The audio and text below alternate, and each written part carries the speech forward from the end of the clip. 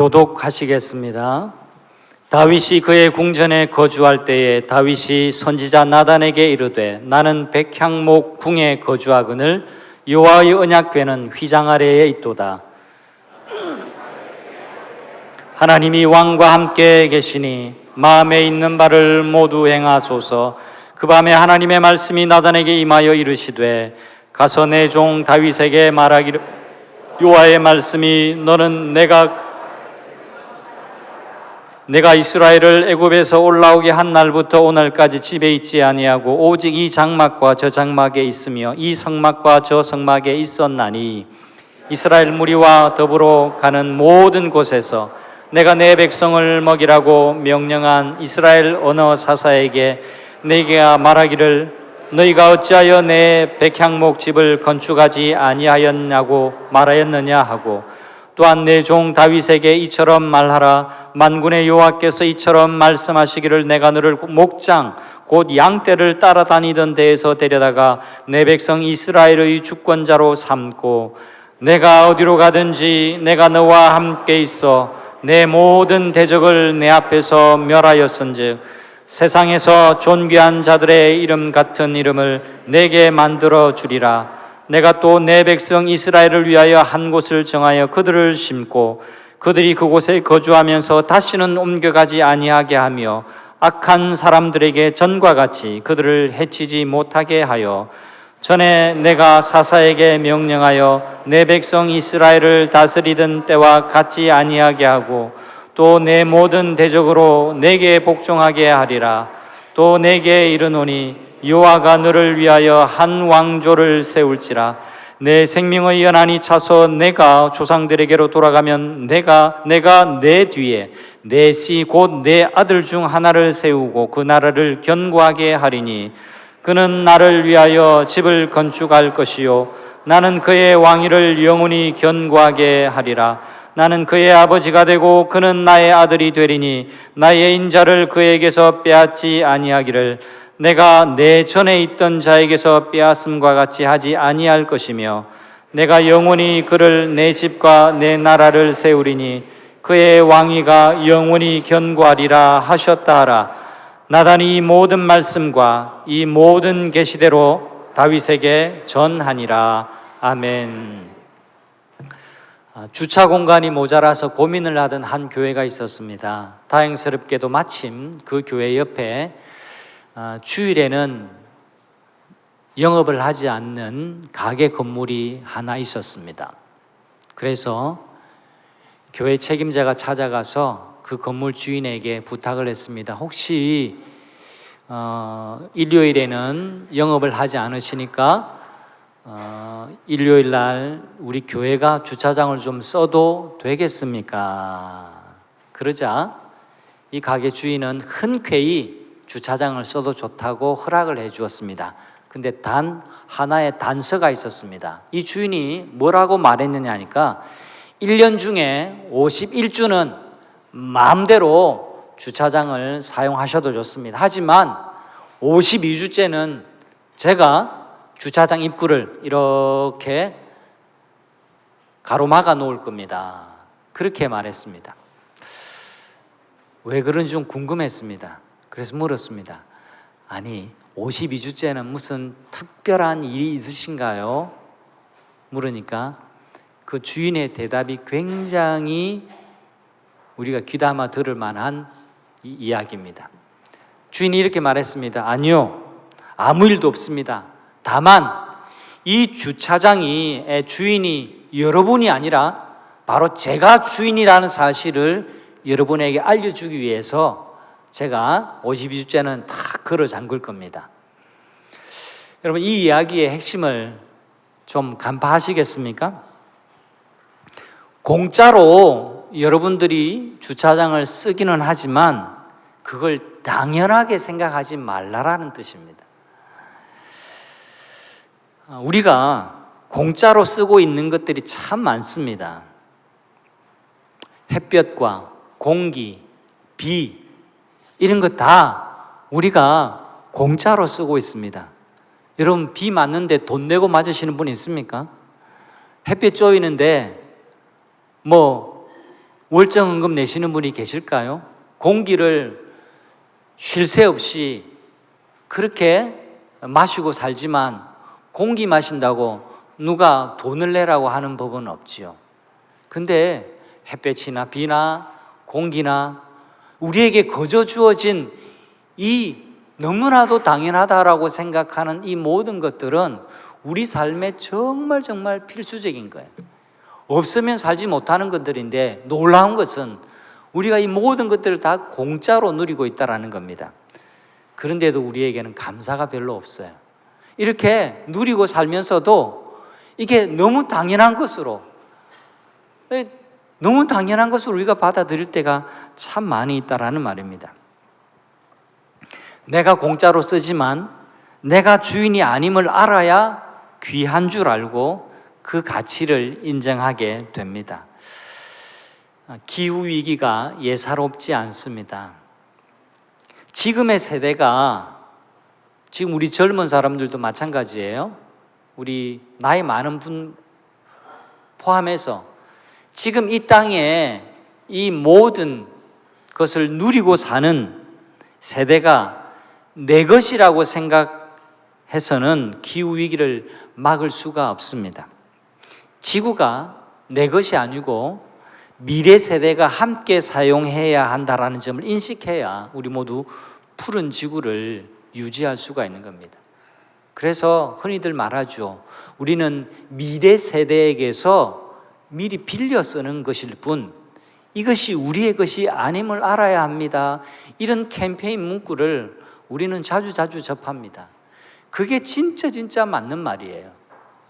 우리가 살고 이 지구가 멸망해도 좋다면 진짜 그런 나쁜 심보를 가지고 사는 사람이면 그렇게 살아도 되지만, 그렇게 살 수 있지만, 진짜 우리의 다음 세대가, 우리의 후손들이 이 땅 위에서 살아야 한다는 것을 우리가 늘 기억하고 산다면 우리가 함부로 낭비하면서 함부로 환경을 파괴하면서 사는 일을 조심하게 될 겁니다.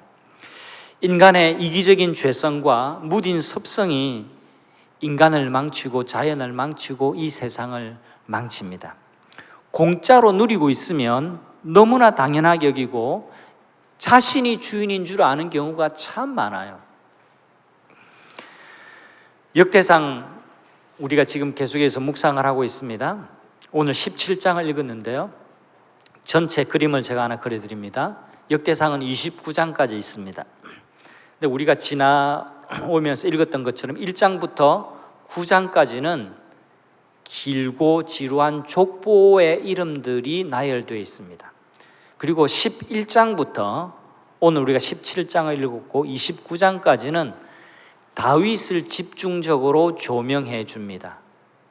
이스라엘의 가장 존경받는 왕, 위대한 왕이라고 일컬어지고 이스라엘의 이제 유대의 왕조를 이룬 다윗 왕의 생애를 그리고 있습니다. 자, 1장부터 9장, 11장부터 29장. 몇 장이 지금 사이에 빠져 있나요? 10장.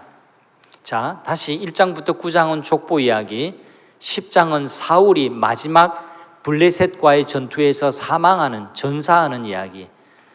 전쟁에서 패하고 수치스럽게 죽기 싫어서 칼 앞에 엎드려 가지고 스스로 자결하는 이야기가 담겨 있습니다. 그리고 11장부터 29장까지 다윗의 이야기를 하는데요. 여러분, 성경의 기록자가 그냥 바로 뛰어넘고 다윗 이야기를 바로 할 수 있지 않을까요? 그런데 의도적으로 10장을 가운데 두면서 실패한 사울 왕의 이야기와 성공한, 그리고 존경받고 하나님이 사랑한 다윗 왕과의 이 대조를 이렇게 보여주고 있습니다. 사울은 실패의 표본이고 다윗은 사울과는 완전히 다르다라는 것을 대조적으로 성경은 기록해서 우리에게 보여주고 있습니다. 사울은 자신이 주인이 되는 삶을 살았던 대표적인 사람이에요. 반면에 다윗은 하나님의 마음에 합한 자라고 평가를 받는데 왜 이런 평가를 받게 되느냐? 다윗은 하나님이 주인이심을 믿고 하나님을 주인으로 모셨던 사람입니다. 이것이 사울 왕과 다윗 왕의 가장 다른 점이에요. 오늘 설교의 핵심을 여러분들에게 말씀드립니다. 오늘 다윗의 이야기를 통해서 우리에게 전해주시는 하나님의 메시지는 바로 이것입니다. 같이 한번 읽어보겠습니다. 하나님이 주인이심을 고백하며 살라. 다윗의 이야기가 바로 이 메시지를 우리에게 전하고 있는 겁니다. 17장 이야기를 설명해 보겠습니다. 여러분 17장에 보면 다윗이 왕궁을 백향목으로 멋지게 준공합니다. 1절에 보니까 편하게 지냈습니다. 그런데 자기가 이렇게 좋은 집을 건축하고 왕궁에서 편안하게 살다 보니까 하나님의 언약궤가 얼마 전에 예루살렘으로 돌아왔잖아요. 하나님의 언약궤는 하나님의 임재의 상징하는 물건입니다. 근데 하나님의 언약궤를 보니까 천막 안에 있는 거예요. 성막, 회막은 천막이거든요. 바깥에서 야영하는 모습에 그대로 있는 겁니다. 임시 거처에 있는 거예요. 그래서 마음에 부담이 되고 또 하나님께 죄송해서 마음에 이런 계획을 세웁니다. 내가 이렇게 좋은 왕궁에 사는데 내가 하나님을 위해서 하나님의 언약궤를 두는 성전을 내가 지어야 되겠다 마음 먹고 자기의 멘토가 되는 나단 선지자에게 자기 계획을 이야기해 줍니다. 나단 선지자도 이 순수한 마음, 이 좋은 마음으로 계획을 세우는 이 다윗의 생각에 찬성을 하고 근사한 생각이라고 동의합니다. 그게 17장 오늘 앞부분의 이야기입니다. 그런데 놀랍게도 하나님께서는 허락하시지를 않습니다. 오히려 의외의 약속을 주세요. 하나님도 이제 텐트 생활 말고 좋은 집 건축해 준다 하면 좋아하실 법도 한데 의외의 반응을 주셔요. 하나님께서 나단 선지자를 통해서 뭐라고 말씀하시냐면 오늘 읽었던 내용인데요. 제가 정리해서 쉽게 풀어서 설명해 드리겠습니다. 하나님이 이렇게 말씀하셨어요. 다윗아, 네가 나의 집을 세우고 싶다고 잊어버려라. 잊어버려. 내가 너를 위해서 집을 세워줄 거야. 네가 나를 위해서 집을 세우는 게 아니라 내가 너의 집을 세울 거야. 너의 왕조를 내가 세워주겠다. 네가 지금 계획하고 있는 성전 건축은 네 후손, 네 아들 솔로몬을 통해서 내가 짓도록 하겠다. 너는 짓지 마. 너는 안 돼. 하나님이 거절을 하셨어요. 우리가 아무리 하나님을 위한 좋은 계획과 선한 의도를 가졌어도 하나님은 거절하실 수 있는 분입니다. 여러분, 이 사실을 받아들이실 수 있겠습니까? 받아들이셔야 됩니다. 아니, 내가 좋은 마음으로 일했는데 이래도 되는 겁니까? 아니에요. 그래도 됩니다. 하나님은 거절하실 수 있는 분입니다. 왜요? 하나님이 우리의 주인이시기 때문에 그래요. 하나님이 우리 계획보다 더 큰 계획을 가지고 계시기 때문에 그래요. 다윗은 고작 멋진 왕궁만한 성전을 지으려고 했지만 하나님은 다윗의 왕조를 세우고 영원한 하나님의 왕국을 세우실, 하나님의 나라를 세우실 그런 계획을 갖고 계셨기 때문에 그렇습니다. 하나님의 거절 앞에 받아들일 수 있어야 됩니다. 이것 굉장히 중요한 부분입니다. 다윗이 이걸 받아들여요. 하나님의 거절을 받아들여요. 어떻게 받아들일 수가 있었을까요? 아니, 다윗도 사람인데 좋은 뜻으로 좋은 감동 받아가지고 한번 해보겠다 했는데 나단 선지자를 통해서 하나님이 아니야 라고 말씀하실 때 마음이 상하지 않았을까요? 근데 놀랍게도 다윗은 그것을 받아들여요. 어떻게 받아들였을까? 그건 하나님이 자기 삶의 주인이심을 고백했기 때문에 그렇습니다. 만약 우리가 이것, 하나님이 주인, 주님이시라는 사실을 의식하지 않고 살면 나도 내가 모르는 사이에 내 삶의 주인이 내가 되어서 내가 그 자리에 앉아있게 되는 겁니다. 그래서 내가 하나님을 좌지우지하려고 하고 내가 어떻게 모든 것을 주도하려고 그렇게 하는 경우가 많습니다. 제가 한 주간 이 말씀을 쭉 묵상하는 가운데 불현듯 제 어릴 적 기억이 하나 떠올랐습니다. 제가 가끔 제 어릴 적 이야기를 합니다만 이 말씀 묵상하는데 그게 떠올라서 여러분에게 말씀을 좀 드리고 싶습니다. 제가 한 7살, 8살 정도 되었을 때의 기억인데요. 너무나 그 기억이 충격적이고 강렬하기 때문에 제가 그 기억을 잊을 수가 없습니다. 어느 날 이 7살, 8살 이영섭이 이 반찬이 마음에 들지 않아가지고 이 반찬 투정을 앵앵앵 거리면서 막 했어요.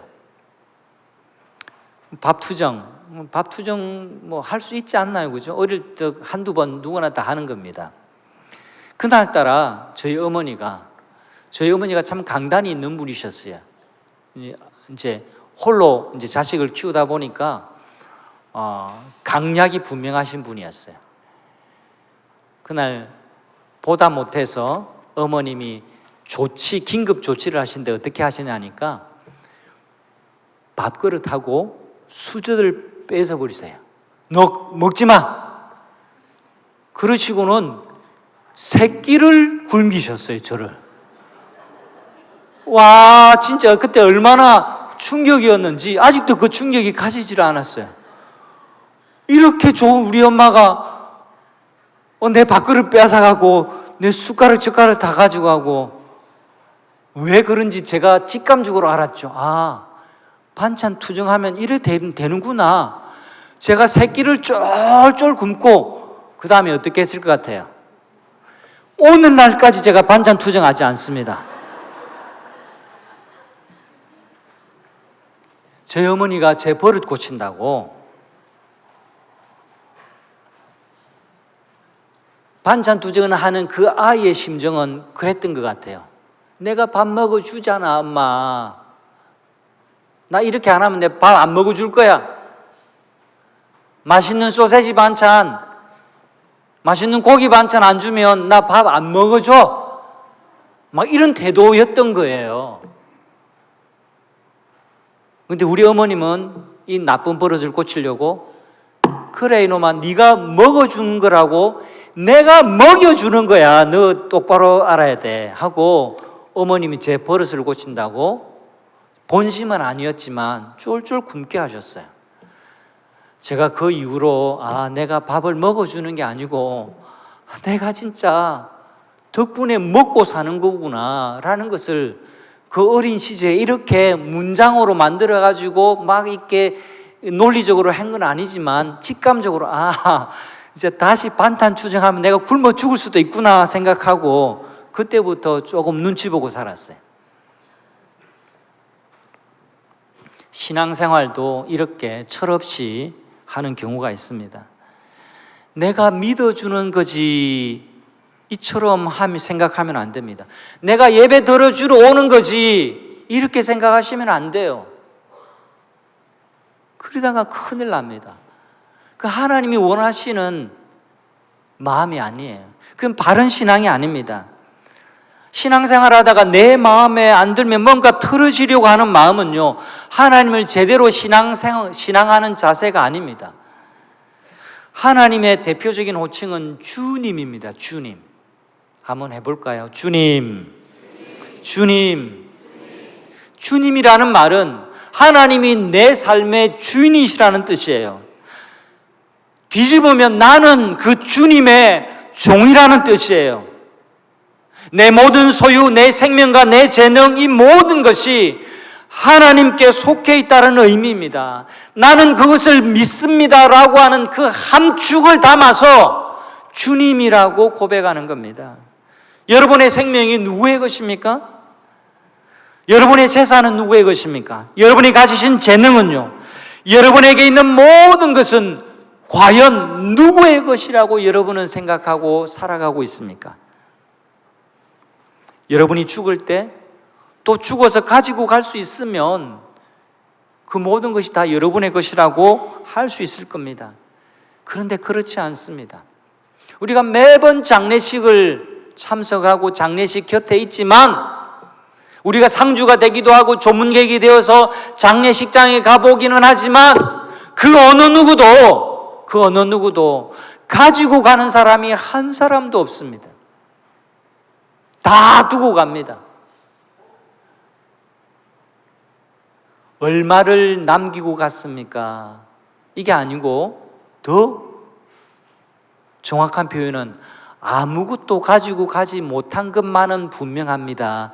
이게 정확한 표현입니다. 하나님의 뜻을 따라 여러분에게 주어진 것을 사용하고 있다면 하나님이 여러분의 주인이 맞을 겁니다. 그러나 하나님이 주신 모든 자원들을 내 시간, 내 재능, 내게 주신 물질, 내가 가지고 있는 모든 유무형의 것들을 하나님의 뜻과는 상관없이 살아간다면 나를 주인으로 삼고 사는 것일 수 있음을 기억하십시오. 여러분의 가정에서의 주인은 누구라고 생각하고 살아가고 있습니까? 부부가, 남편이 혹은 아내가 내가 가정의 주인이지라고 생각하면 그 가정은 화목하기가 쉽지 않습니다. 많은 경우 가정에서, 부부 생활에서 갈등이 생기는 이유는요, 이 문제 때문에 그렇습니다. 하나님은 우리에게 서로 돕는 배필이 되라고 하셨어요.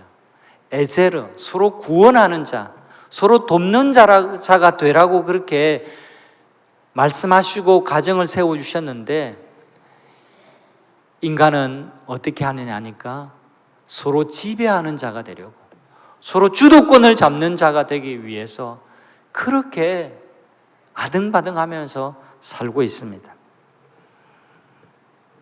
내가 원하는 대로 집안이 굴러가지 않는다고 화내고 짜증낸다면 그건 바로 당신이 주인 노릇하고 있기 때문에 나타나는 현상일 수 있습니다.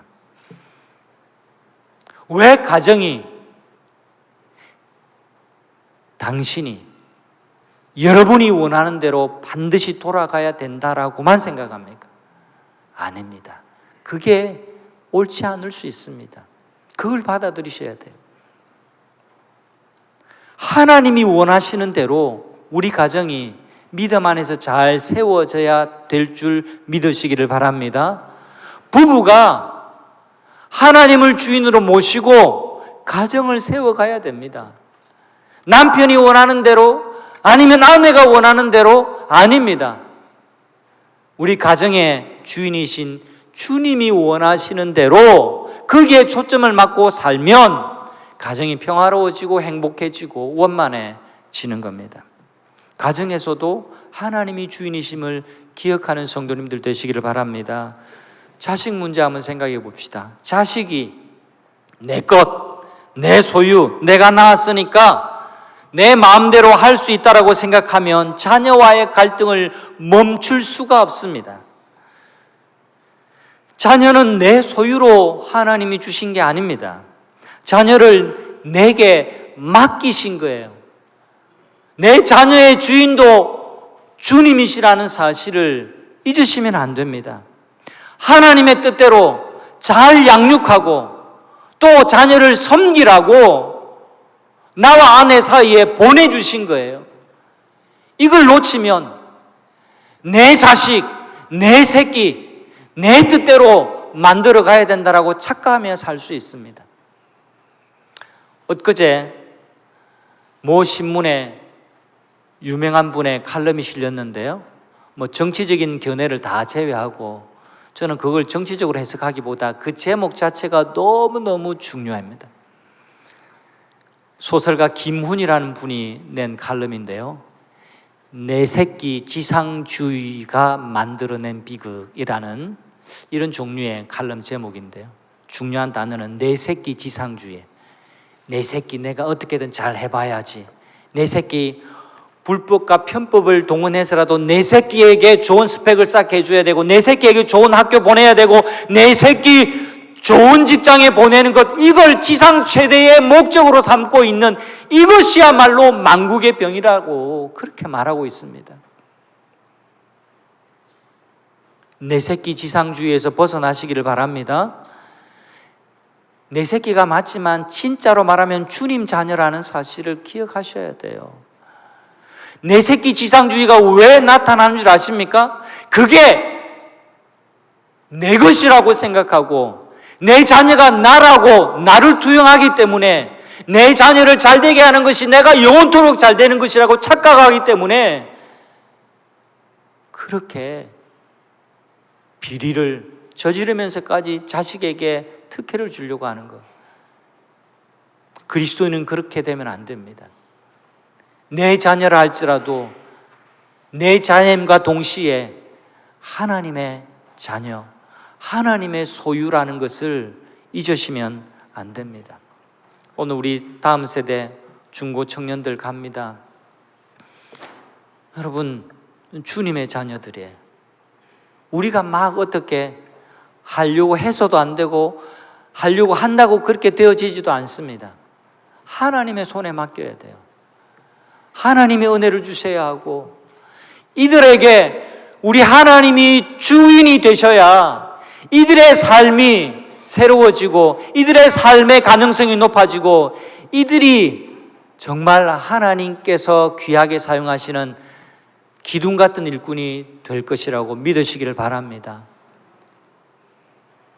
며칠 이어지는 이 여름 수련회 가운데 이들이 주인 되신 주님을 꼭 만나도록, 복음을 경험하도록 계속해서 기도해 주시기를 부탁드립니다.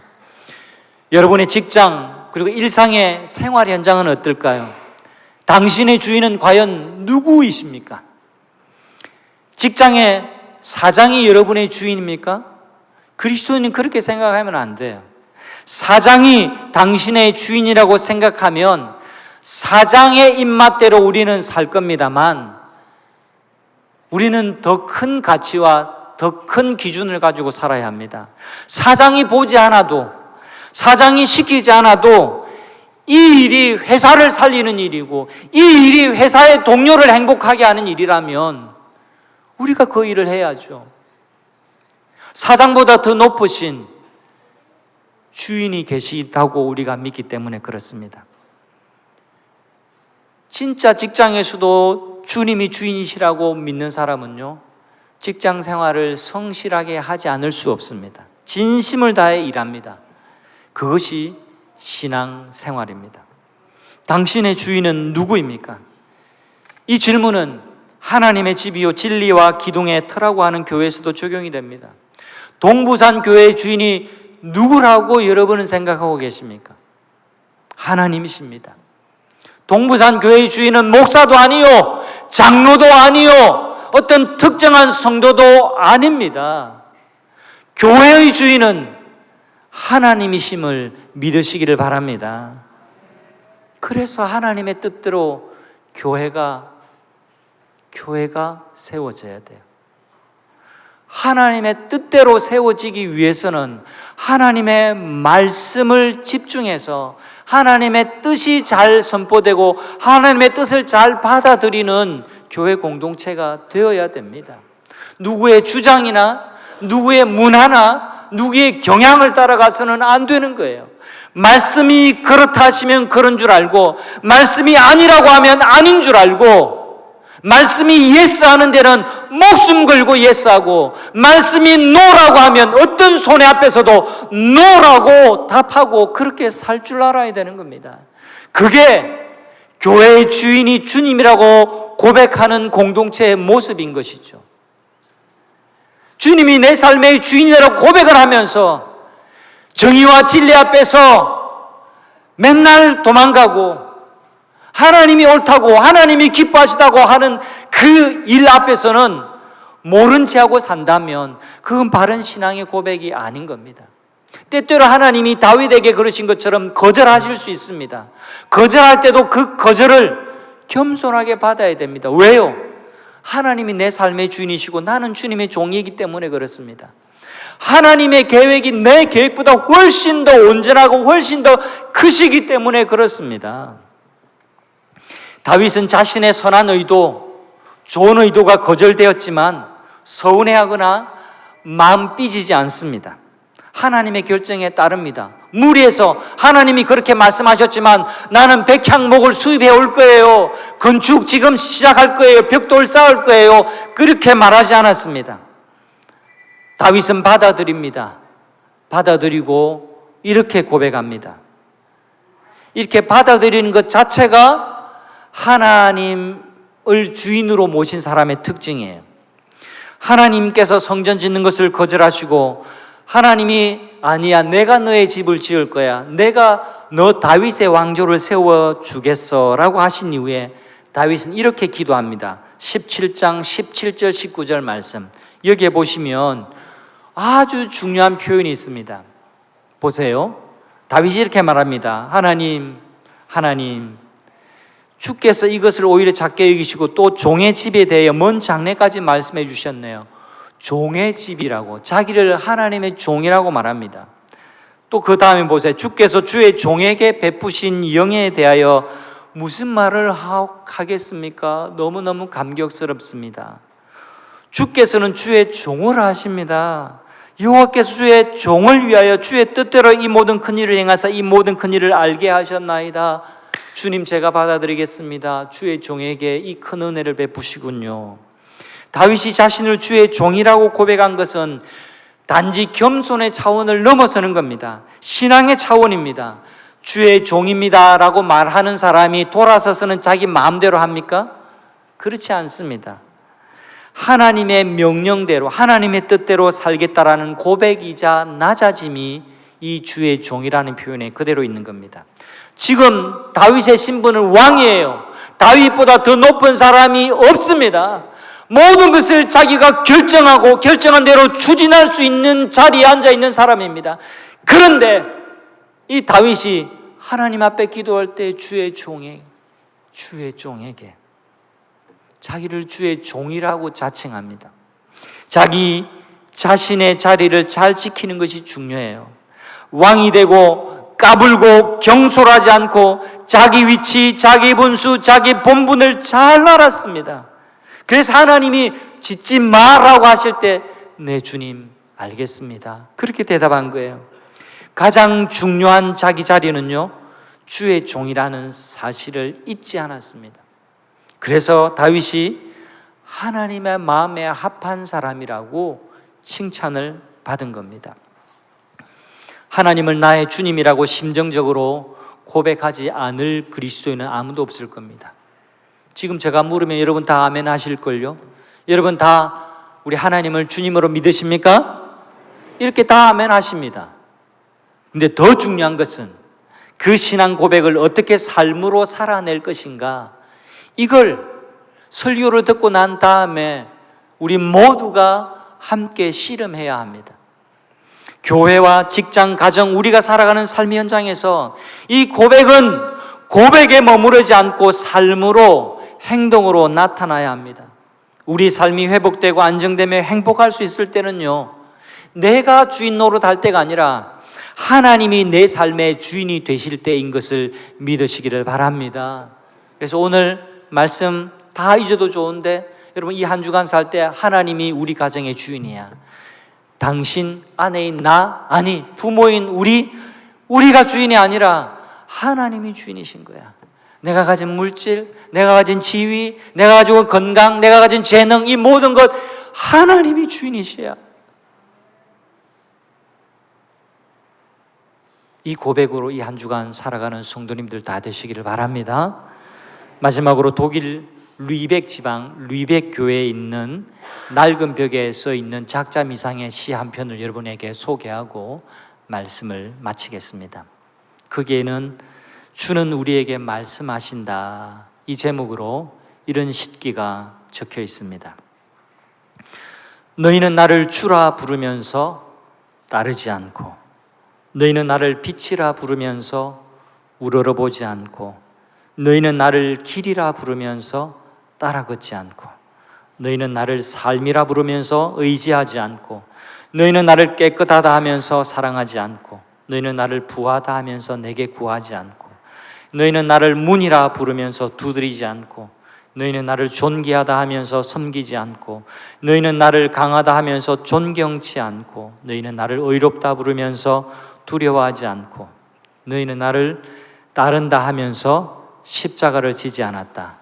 그러므로 내가 너희를 꾸짖어도 나를 탓하지 말라. 아멘.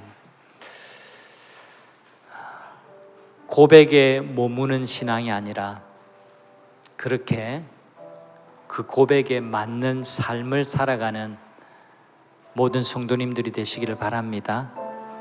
네, 저절로 되지 않습니다. 저절로 되지 않기 때문에 우리가 매주 말씀을 듣습니다.